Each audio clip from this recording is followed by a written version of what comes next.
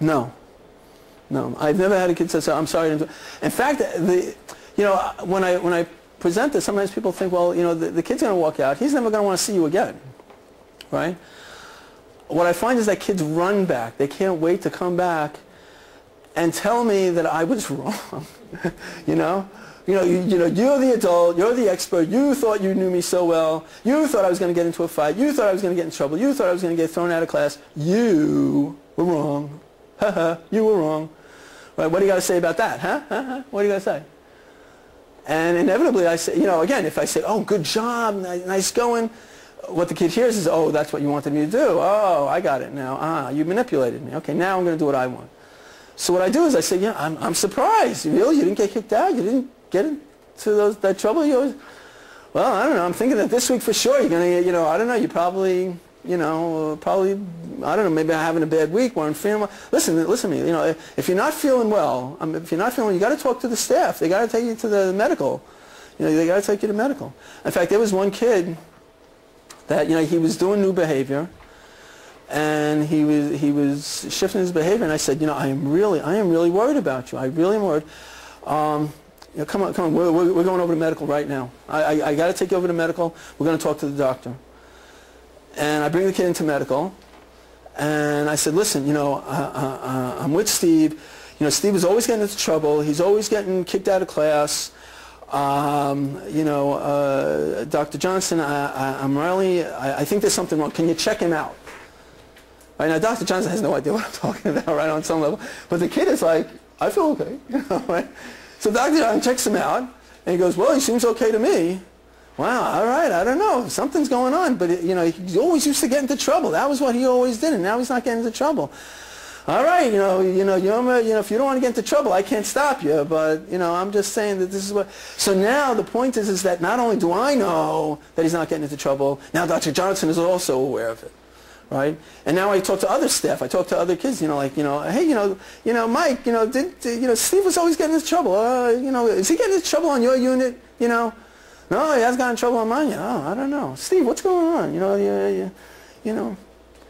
So, and the kid is proud of himself because it's like, you're framing it that, oh, I knew your behavior. I knew what you were going to do, and now you're not doing it.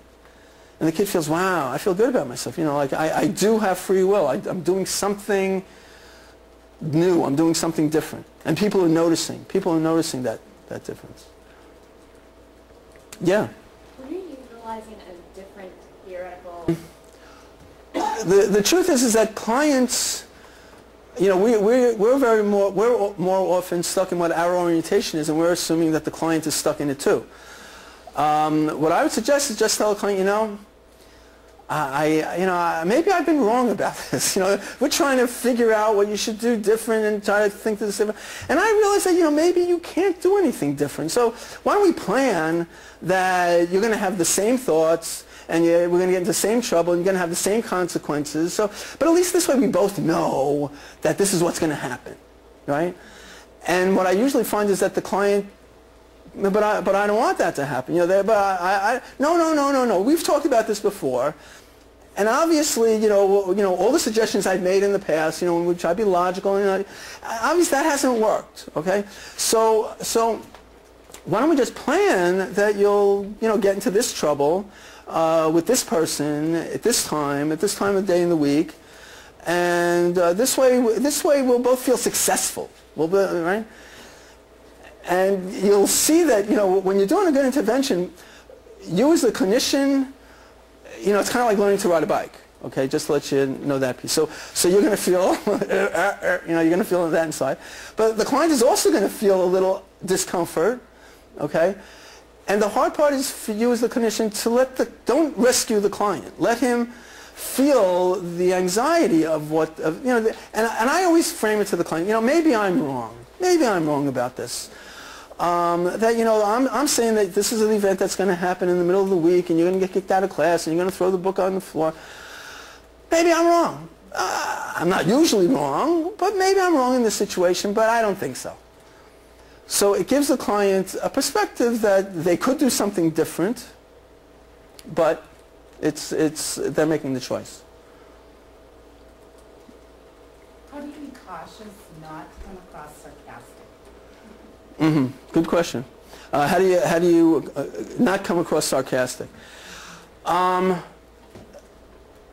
my mind, what I always try to contemplate and always try to remember is that, as dysfunctional as this client is, he's doing his best. You know, I don't think anybody wakes up in the morning thinking, I want to lose privileges, I want to get kicked out of my cottage, I want to get into trouble. I don't think they're thinking that. Okay, what they're thinking is like, how can I survive? What do I need to do to keep my world safe? Okay, and they end up getting themselves in trouble because they're trying to do everything by themselves. So, what I would say is that because we as clinicians have our own feelings, sometimes we're frustrated with that client, and again, paradoxical interventions can be a sharp knife. If you feel in that moment that you're angry with the client and that you can say something sarcastically, I would suggest to not say it at that moment. For you to kind of get centered in yourself, to again realize that the client's doing the best they can, and at a time when you're more centered and more calm, that you can deliver a message of, this is your pattern. I'm an astronomer looking at your pattern in, this is your Venus orbit, this is your Mercury orbit, this is your Mars orbit, this is what your pattern is. And these are the consequences of that pattern. I just want you to know that I know that that's the pattern. Then there's no sarcasm on that. It just is what it is. Okay? But it could be an issue, because if you cut the client like, oh, I know what you're going to do. I know what you're going to get into a fight. You always get into a fight. Yeah, go ahead, yeah, go ahead, get into a fight. The client feels that, and they feel there's an edge on it. So I try to deliver it in such a way that I don't want to have an edge on, my expectation of, oh, you didn't do what I wanted and you're giving me a tough time, where I'm taking it personal. Because the client's not doing it to me. The truth is he's doing this with everybody. Okay.